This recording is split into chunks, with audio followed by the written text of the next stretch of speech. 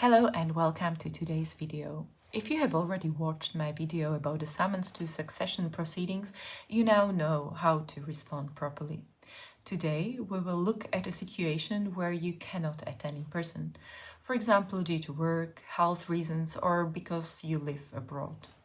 The good news is that personal attendance is not always necessary. You may be represented, for example, by a sibling, a lawyer, or another person you trust. What is important is that you deliver to the notary a power of attorney on the basis of which your authorized representative may act on your behalf in the succession proceedings.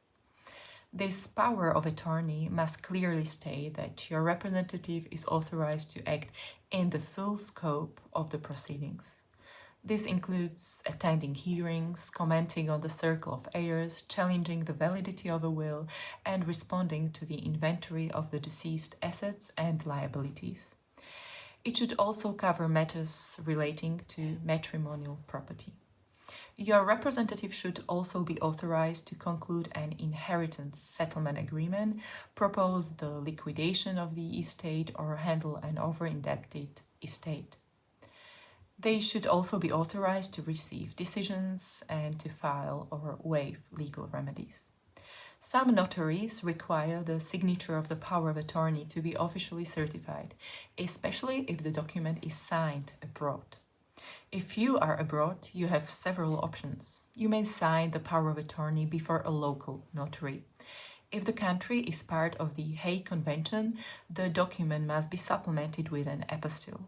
In other countries, a higher level of verification, so-called superlegalization, may be required. You may also use the services of a Slovak embassy or a consulate, where you can sign the power of attorney directly. Another option is an electronic power of attorney signed with a qualified electronic signature. In such a case, the document may be delivered electronically, for example, through the Slovensko SK portal. Before sending the power of attorney, I recommend contacting the notary to confirm which form they accept, especially in cross-border situation.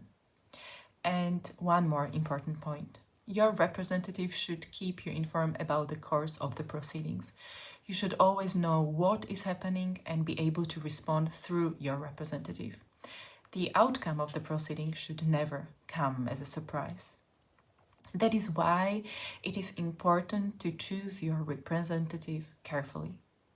I believe this video has helped you understand how to proceed if you cannot attend succession proceedings in person. Thank you for watching, and I look forward to seeing you in the next video.